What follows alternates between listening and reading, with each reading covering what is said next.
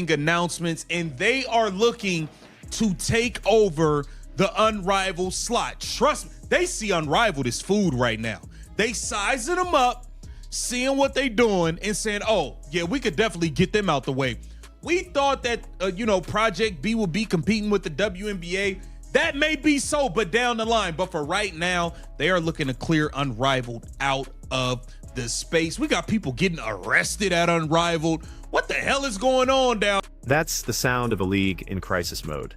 When you're talking about competitors sizing you up as food, when arrests are happening at your games, when your broadcast partner might be looking for an exit clause, that's not just a rough day, that's an existential threat. And right now, Unrivaled is facing all three problems simultaneously, while Project B just announced they're coming for their entire market position.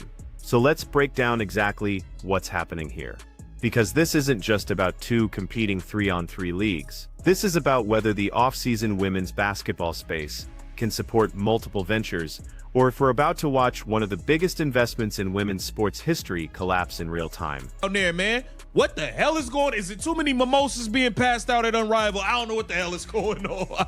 We got to break this down. Welcome to Keep the Vision. Make sure you like, comment, subscribe, share the channel, hit that bell notification, and hype the video for your boy, man. Let's get right into things.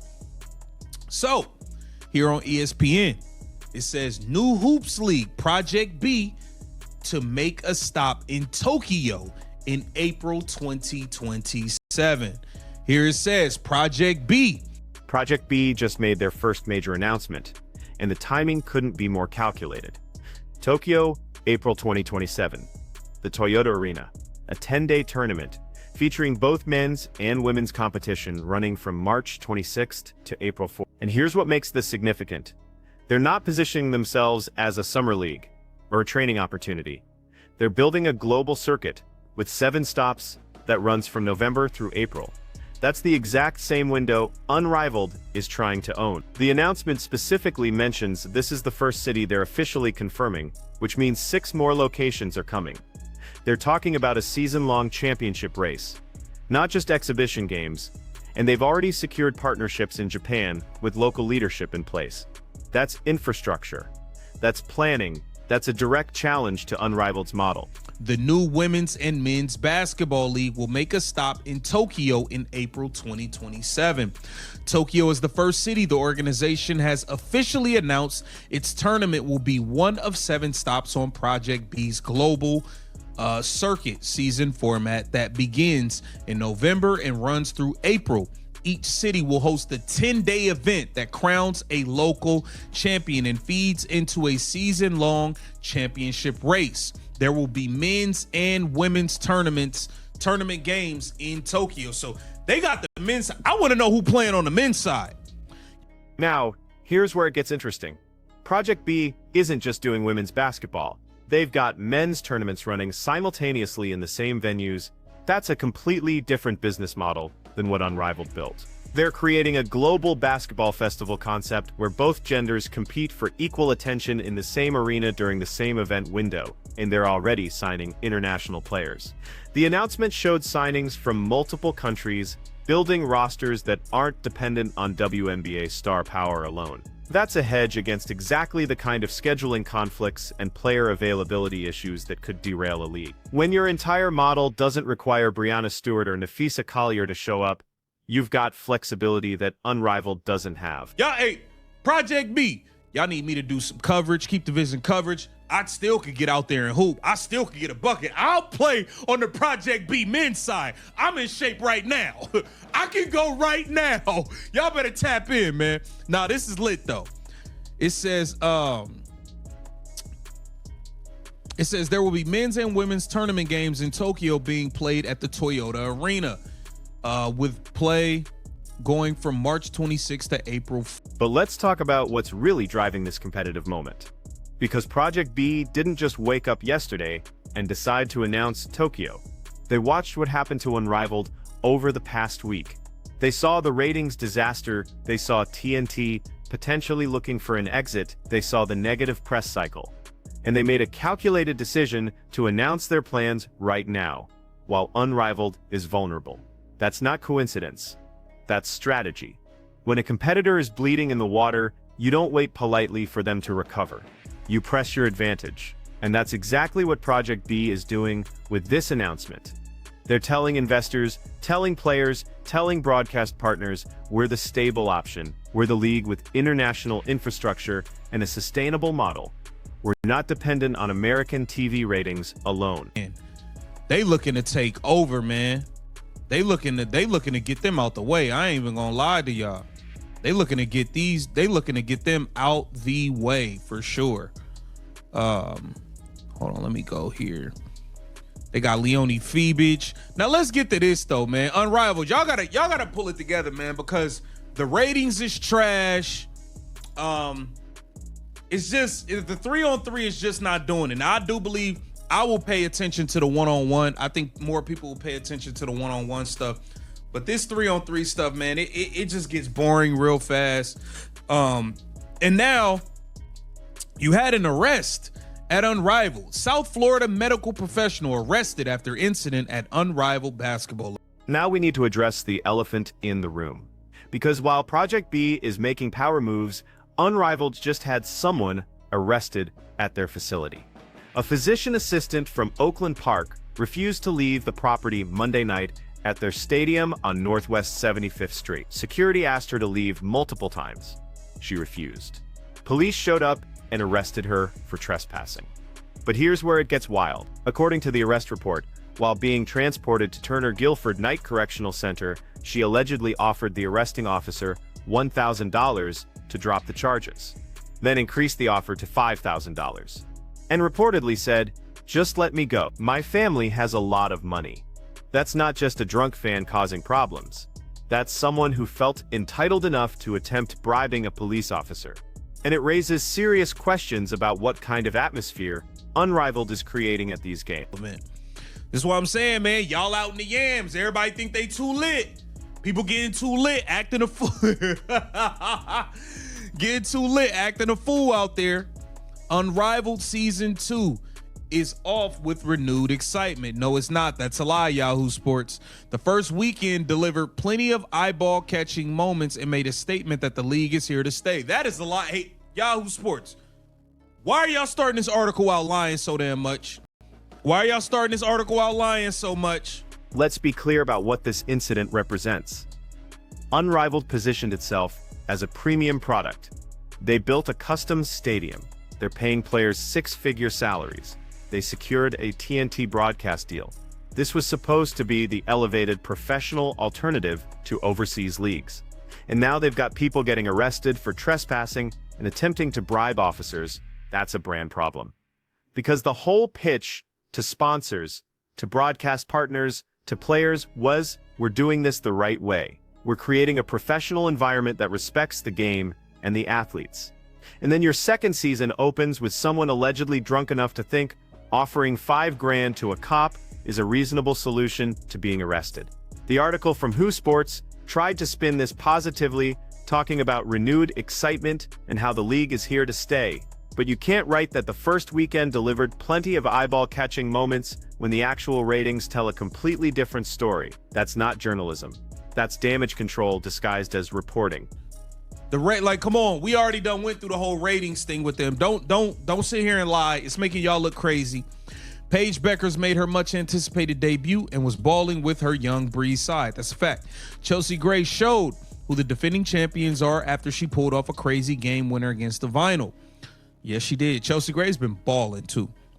While the tournament continues to entertain the fans, behind the scenes, a serious criminal matter has arisen.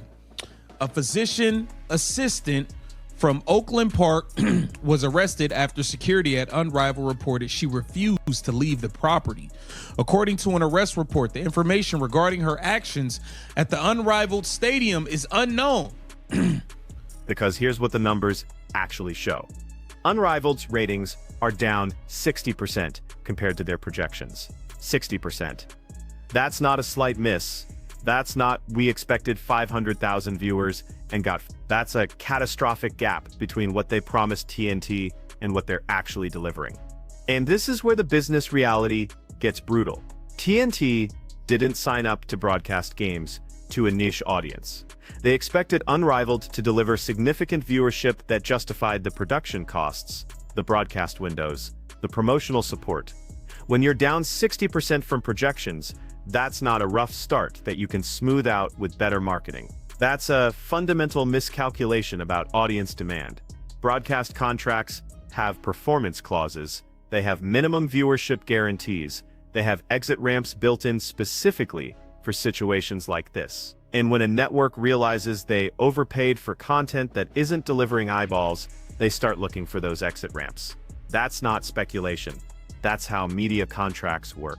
Via 7 News Miami, Marissa Amina Kazim was taken into custody Monday night along the 7000 block of Northwest 75th Street, the address of Unrivaled's newly built stadium. All right, so she probably was drunk. She probably was. Here it says, according to the police, she ignored multiple warnings before officers placed her under arrest for trespassing. When she was being taken to the Turner Guilford Knight Correctional Center, Kazim allegedly offered the arresting officer $1,000, later increasing the offer to $5,000 in an attempt to have the charges dropped. She said, "Just let me go. My family has a lot of money." Hey, yo. Oh, yeah, you was lit. She was drunk. You was drunk. You was doing too much. See, Unrivaled. Y'all got to clean up the audience. Y'all got to clean up the audience. Y'all got to get this whole situation together at Unrivaled. Now let's talk about why the 3-on-3 format might be the core problem here.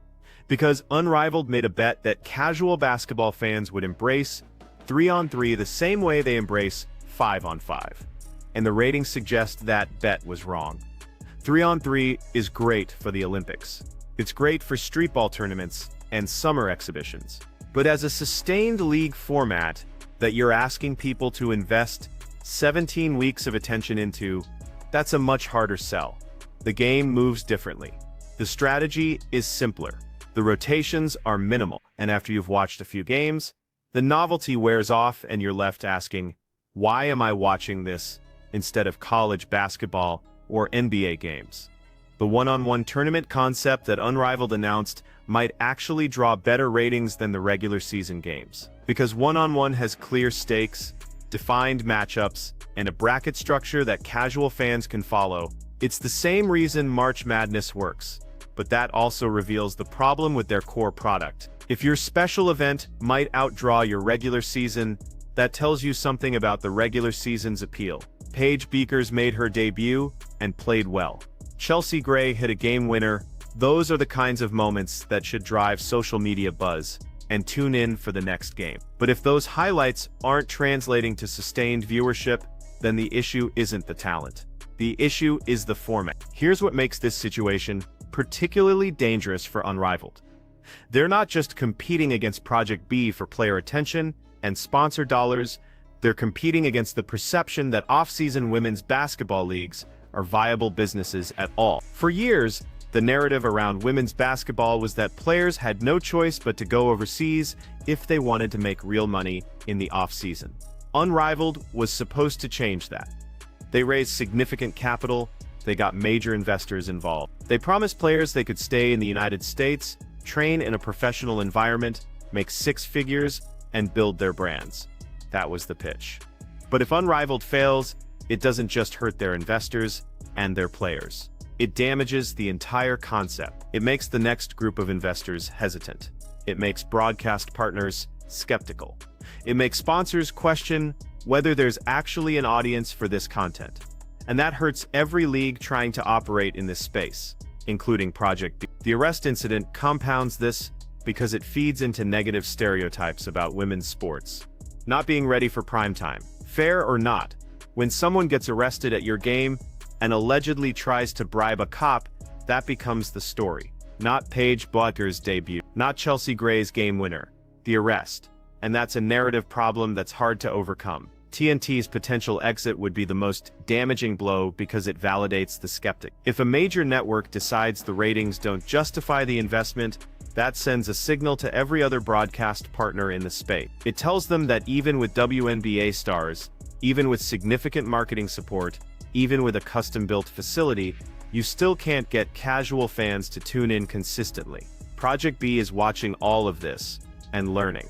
They're seeing what doesn't work. They're seeing where Unrivaled miscalculated, and they're building their model to avoid those same mistakes. The international focus means they're not dependent on American TV ratings alone. The men's and women's combined format means they can cross-promote and share costs. The 7-city global circuit means they're not asking one market to sustain the entire league. That's sophisticated competition. That's not just throwing money at the problem and hoping it works. That's strategic planning informed by watching a competitor struggle, and it makes Project B significantly more dangerous than Unrivaled probably anticipated when they launched. The Who Sports article trying to spin this positively does more harm than good. When you write that the league is here to stay, while the ratings are collapsing and the broadcast partner is reportedly looking for an exit, you're not building confidence. You're highlighting the gap between the marketing message and the reality, and that makes people more skeptical, not less. Unrivaled needs to make some hard decisions quickly.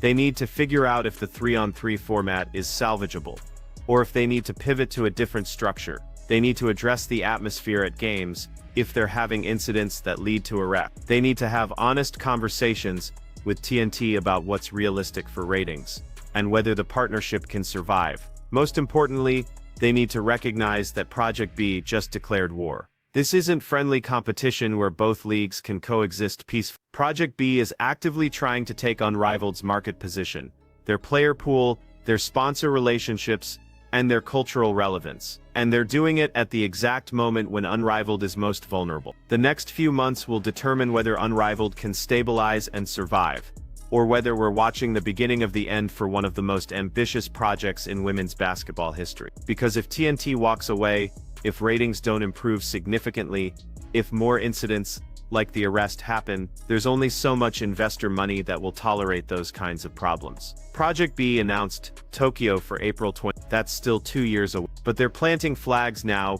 building infrastructure now, signing players now. They're playing the long game while Unrivaled is fighting to survive the short term. And that asymmetry in time horizons gives Project B a massive strategic advantage. So where does this leave it? Unrivaled needs to figure out their core product issues before worrying about competition. They need ratings to stabilize above whatever minimum threshold TNT requires. They need their games to be the story, not arrests in the parking lot. And they need to do all of that while a well-funded competitor is actively recruiting players and announcing expansion plans. This is the reality of trying to build a new sports league. The first mover doesn't always win. Sometimes the first mover makes all the expensive mistakes, and the second mover learns from those mistakes and builds a better product. Right now it looks like Project B is positioning themselves to be that second mover who benefits from Unrivaled's struggle. The question is whether Unrivaled can adapt fast enough to survive, because the off-season women's basketball space